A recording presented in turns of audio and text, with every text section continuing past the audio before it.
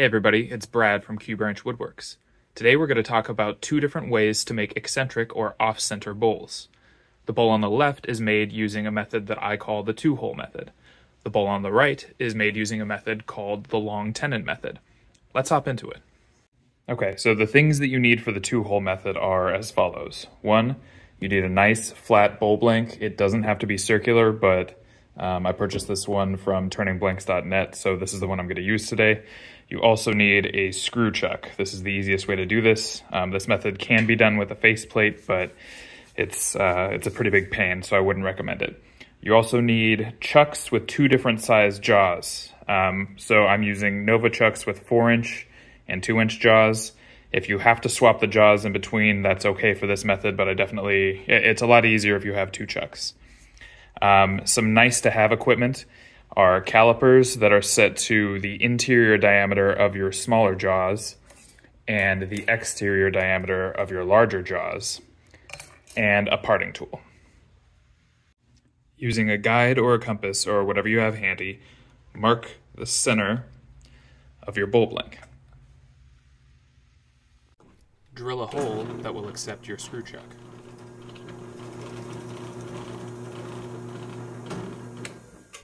Then drill a hole about 3/4 of an inch away from the first hole.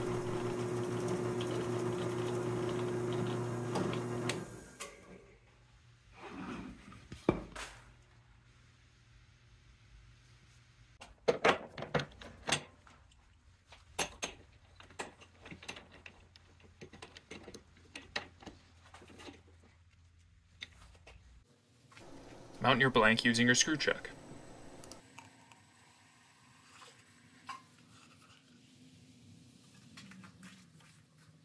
Round off your bowl blank.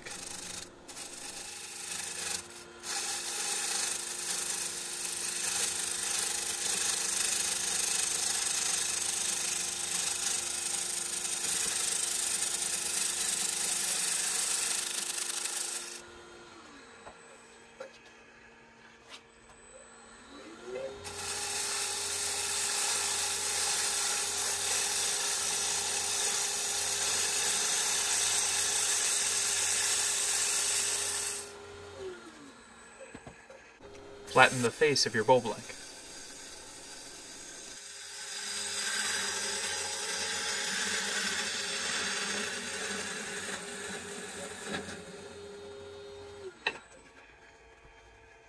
Using your calipers, mark the recess for your large chuck jaws.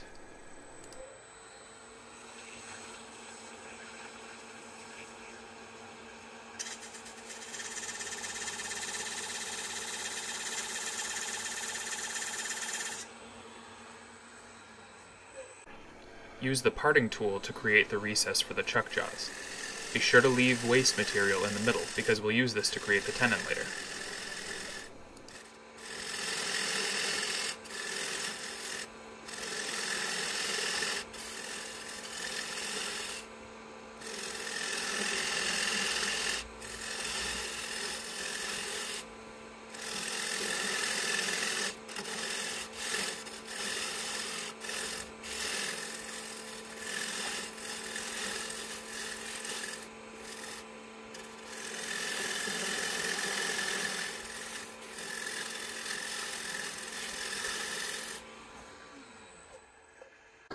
Be sure to sand the recess, because this will be the last chance you have to do it under power.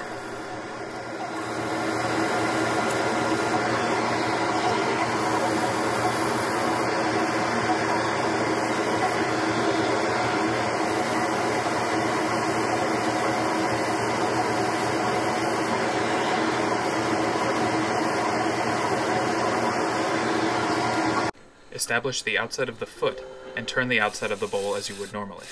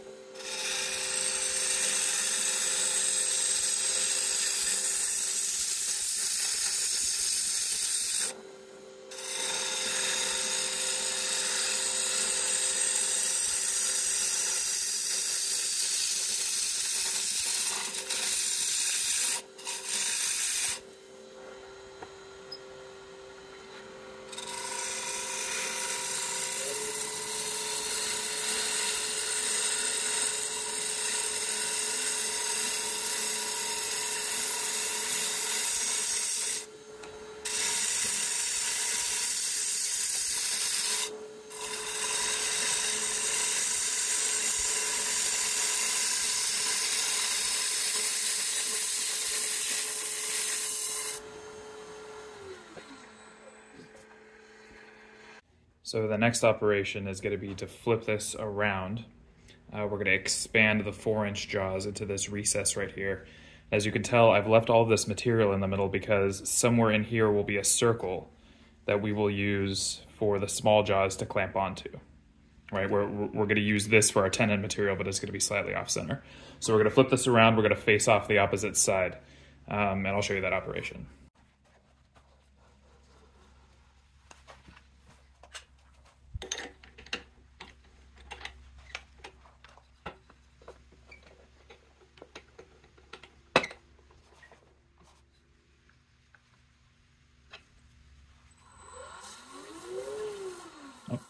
Just making sure that it's running true and it's looking pretty good. So next we're gonna face this surface off, and then whatever portion of this is not actually the off-center part of the bowl, this is gonna be our last chance to sand this as well. So we wanna make sure that we get that nice and smooth because we're not gonna be able to come back to it, at least not while it's centered.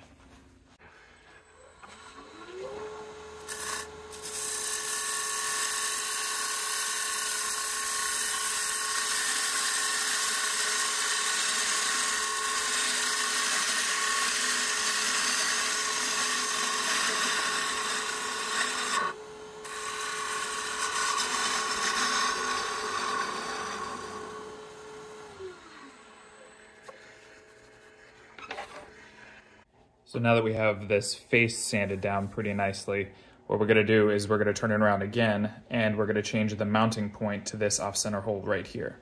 And this is where things are gonna start to get a little bit wobbly. Let's get into it.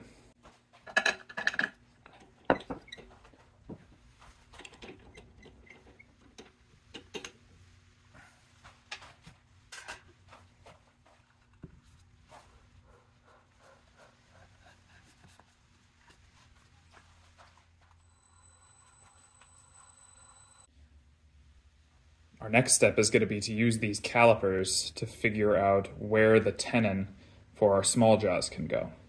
So we're going to spin this around and make sure that we have enough material left to create a small tenon that we can clamp our small jaws onto.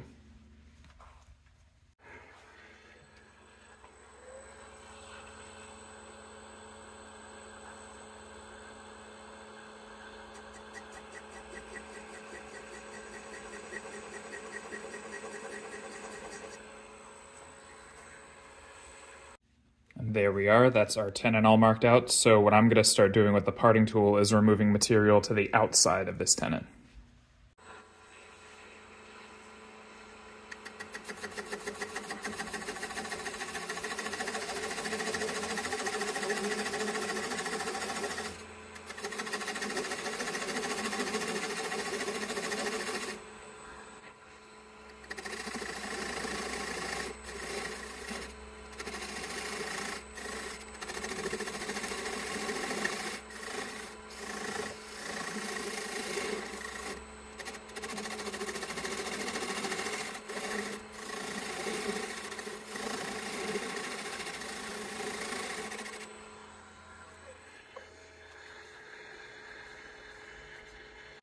Now, as you can see, I didn't get this depth exactly right, so I'm going to go back and make a couple more passes just to try to even this up a little bit.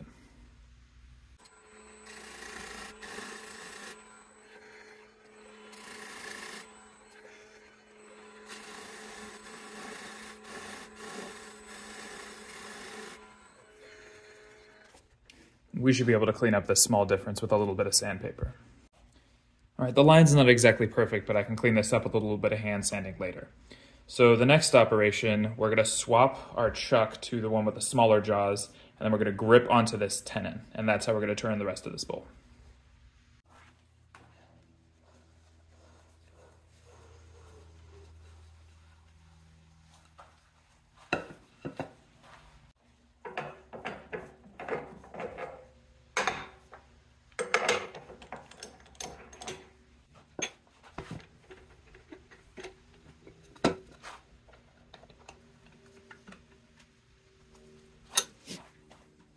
All right, for this part of the turning, you're gonna wanna stop and check fairly frequently to make sure that your interior bowl is not coming too close to your edge. I find that the design looks most dramatic when you come up probably within about 5 to 10% of the total overall width of your blank.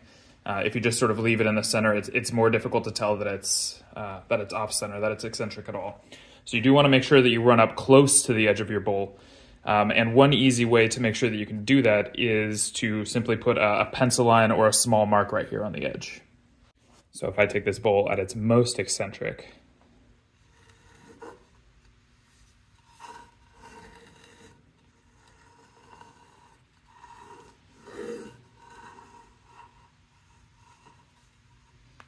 so that's where my final bowl is going to be. Remember to start your lathe slowly, especially at first. And that goes doubly for people who are working on smaller lathes. For example, if you're on a mini or a midi, you want to make sure that you either start very, very slowly or that you weight down your lathe appropriately, because your lathe can really start to walk away from you if you don't have sufficient weight backing it.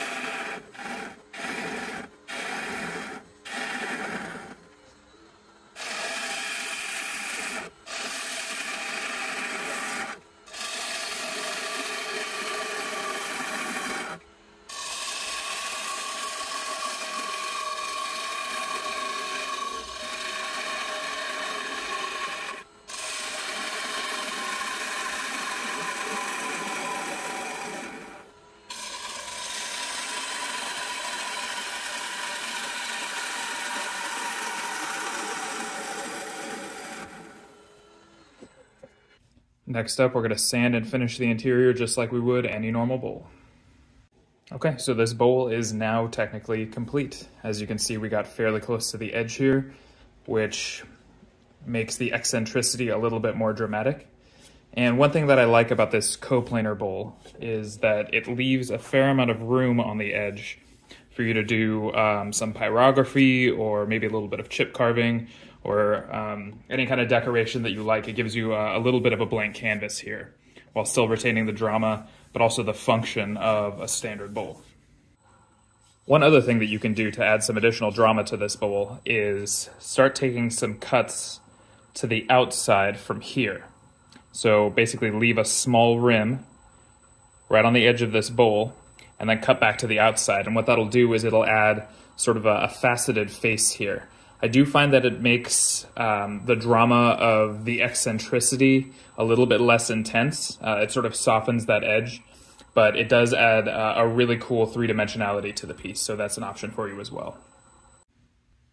Now, I personally like this foot design. I think it's pretty cool. I think it also gives a sort of an indication of what actually happened here. I find that people pick these bowls up at my craft markets, and if they're turners themselves, they turn it over and you can sort of see the wheel start turning. So that's a cool experience to have in person. But because the outside of this bowl is round and because we kept this face flat, what you can do is you can flip it over and mount it in some coal jaws and finish out the inside to sort of take away any trace of the process that we used to get here. So here is what you need for the multiplanar bowl. You need a chuck. I'm going to use my 2-inch jaws on this chuck. You need a screw chuck. You need some kind of friction block or a vacuum chuck. It can be either. And then you need a bowl blank with a hole drilled in the center to accept the screw chuck. And the bowl blank needs to have a little bit of extra thickness so that we can turn a long tenon here. That's going to give us the ability to put the tenon in at an angle in the chuck, and that's what's going to give us our multiplanar or multifaceted appearance. Drill a hole in the center of your bowl blank for mounting to the woodworm screw.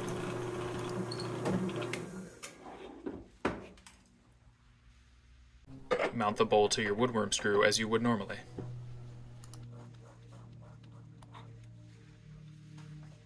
Step 1 will be to get this blank round.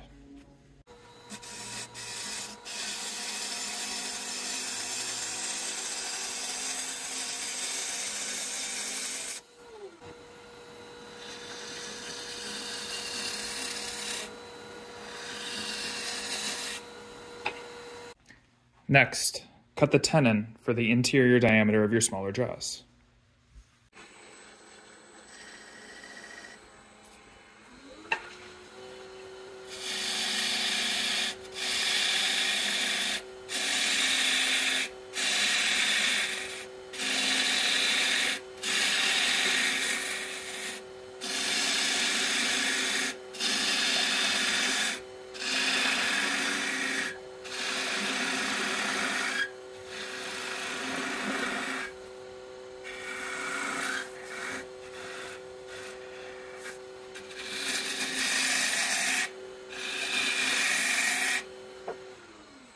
Next, turn the bottom of the bowl as normal.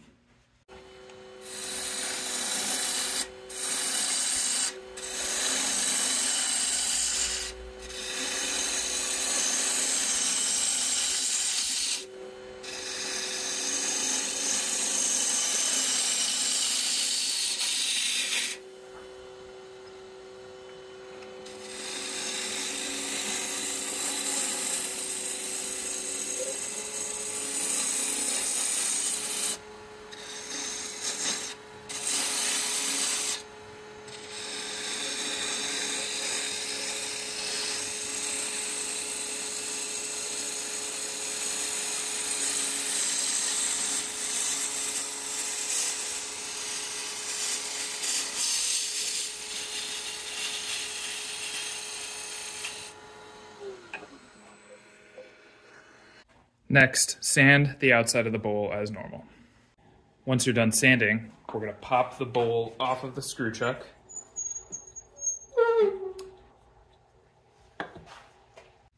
And chuck the bowl up by the tenon.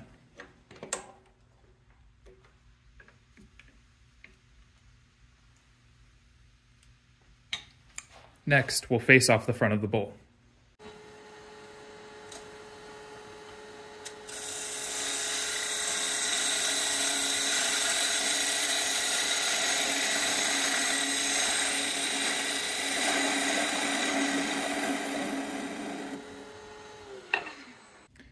Now we need to sand this face of the bowl because depending on how we cut it later, there may be some of this face left intact, and this is the last chance we'll get to sand this under power.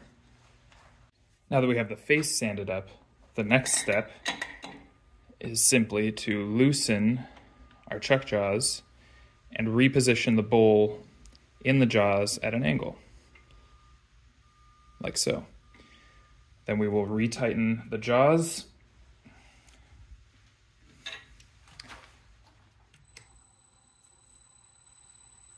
And that's how we get our next axis.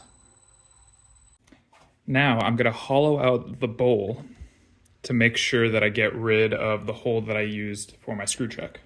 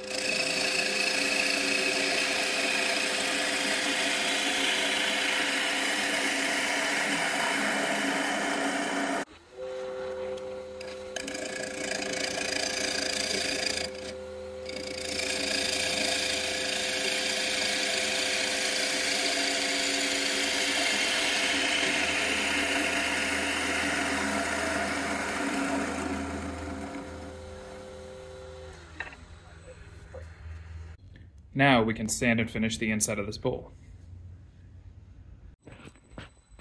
So as you can see, we have kind of a wonky looking bowl going on here. And if I stop the lathe, you can see that this was sort of our initial plane right here, right? But we've moved that off axis. So now the bowl is sitting in here on this new axis. And the last thing we're gonna do for this bowl is we're gonna take a cut starting from the edge of the bowl here, and we're gonna cut back and out this way. So we're gonna add sort of a new facet in this direction. And that's really gonna set this bowl off. And then we're gonna reverse the bowl using this chuck the way that it's attached right now. We're going to reverse it using either a vacuum chuck or a friction block, so that we can make sure that this face and the base are coplanar, right? So that they're actually parallel. Now, one interesting thing that you can do is before you flip the bowl around and put it on your friction block, you can move it in the chuck again, which will give it a completely different angle. So you can choose whether the side of this bowl that is nearest the edge is being presented upward or downward. And I'll show you what I mean in just a minute.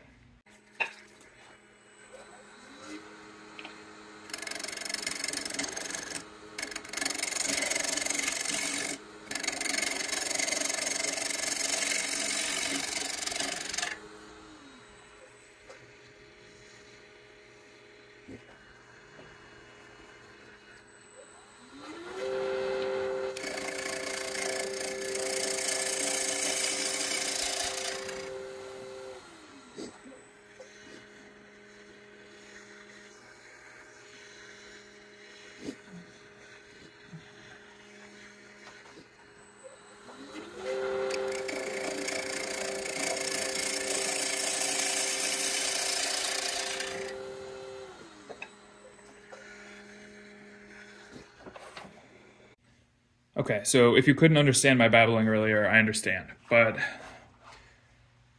basically the way that we reverse chuck this piece will determine whether this bowl lifts up off of the table or if this side over here lifts up off of the table. Now, the orientation that we have it in now, where this side is facing the most forward off the lathe, that's exactly the orientation we're gonna get because we're gonna cut the base on this plane, right? So if we wanted to, we can take it in the chuck, right, loosen the chuck a little bit and move it so that this is now the side that's facing farthest away from the lathe. And then when we cut the back for the foot, then this will be the side that presents as being higher off the table. So I'm gonna give this new ring a quick sand off camera, and then I'll show you the process for reversing this thing.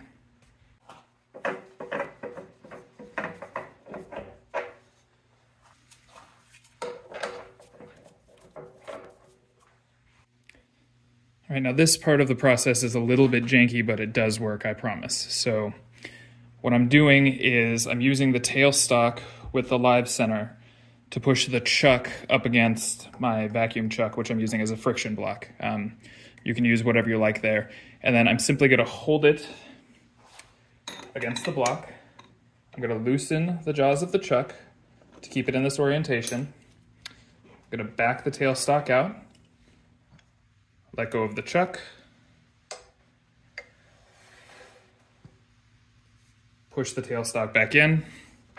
Lock it in place. And advance it a little bit to make sure that we have plenty of friction here. And there we go. That should leave us just about ready to turn the tenon off.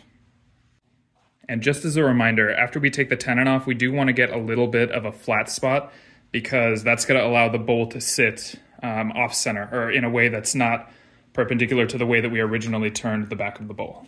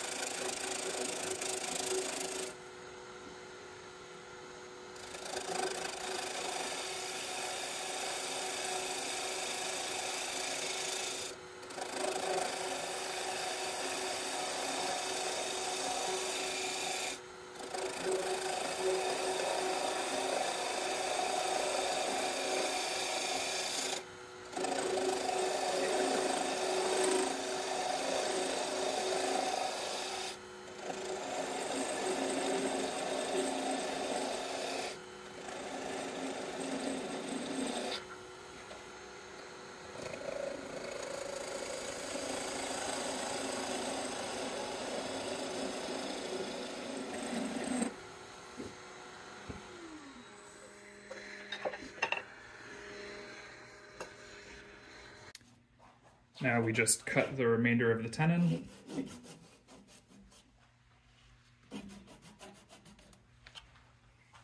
That probably would have just snapped right off.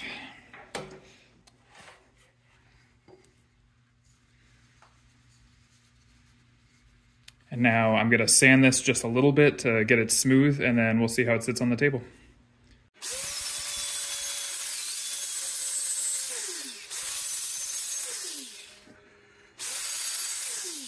All right, so that wound up being less dramatic than I had hoped. So what I'm gonna do is mount the bowl at an even more extreme angle, and we'll turn the bottom flat from here.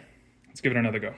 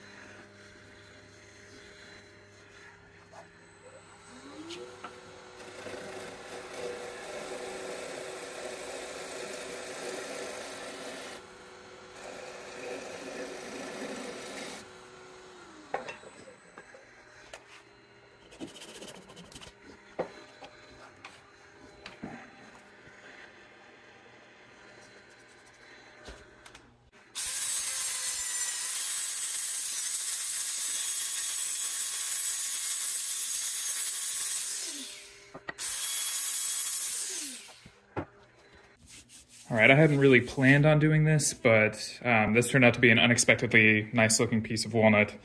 And just to say thank you for everybody who is still here watching this, here's a little oil pop. This is a walrus oil cutting board oil, and we'll see how this thing looks.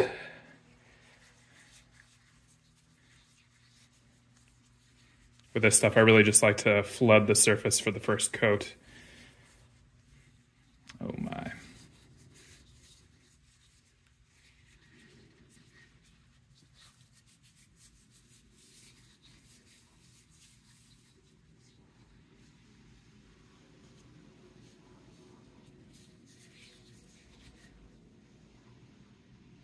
Yeah, I'm pretty glad that we did that, huh? Okay, let me get this and the other bowl dried up, and then we'll talk a little bit about the differences between these two methods in making these bowls, and I'll show you some shots of the finished product. You know, the white Liba turned out pretty well too. So why choose this style of eccentric bowl? Well, it sits flat on a table, so it has a familiar geometry. It leaves a large flat surface perfect for embellishing, carving, pyrography, whatever else you want. So it sort of turns the top and outside into a canvas while still retaining most of the utility of the form. The inner bowl is fully usable because it sits parallel to the table. You can fill the bowl to the brim. It uses the full height of the blank as well, so there's very little waste. Some variations on this bowl include adding a rim to the inner bowl by scraping the outer edges. You'll probably need to hand sand the outer edge a little bit, but it can add a little bit of extra drama. You can cut back the rim while it's off center, which can add some visual intrigue like we talked about. You can also choose to embellish the foot or to leave it plain. The negatives of this style of bowl include there being a lot of steps and precise measurements. This can easily be messed up if you don't get your spacing right. You also need a larger foot for this because you need to leave the waste block in the middle, which means that you ultimately need a larger blank. It's really difficult to make this style of bowl in anything under about 8 inches. As for why you would make this style of bowl instead, it's simpler. There are fewer tools and measurements required. You can turn it off-axis multiple times from the same tenon. It doesn't sit in a flat plane on a table, which means it's more dramatic and offers more possibilities in terms of shape. It lends itself well to being a 3D canvas, great for power carving or more significant alterations. The bowl surface can face a direction other than straight up, which is kind of huge when you think about it. All the other bowls we turn go straight up. You have a ton of variability and choice with the tenon angle in the chuck. As for variations, you can cut a new foot on the vacuum chuck. It's sketchy, but it is possible. You can change the tenon angle 180 degrees for some really interesting designs. You can change the tenon angle while cutting the rim for even more intrigue. Basically, just play around with the tenon, see which angles work for you. Try something new. As far as the negatives of turning this kind of piece, it requires a vacuum chuck or a friction block. The piece isn't always securely mounted to the lathe by a chuck directly. It's also less predictable unless you're great at thinking in 3D, which, in my personal experience, is a skill that takes some developing. If you've made it this far in the video, thank you so much for sticking around. I hope you found it useful, if not totally comprehensive. I'll include some links below of other tutorials on eccentric bowls, just in case my style doesn't speak to you perfectly. I'll also include some links to folks on Instagram and YouTube who do great embellishing work, to give you some ideas about what to do with the blank canvases that these forms can become. Of course, they can look stunning as is, but I think they're absolutely ripe for extra detail, which gives you the opportunity to try your hand at a new skill.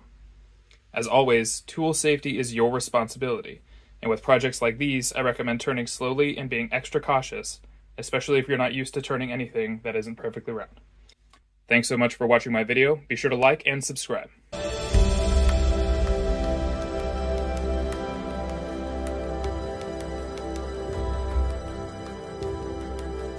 Thank you.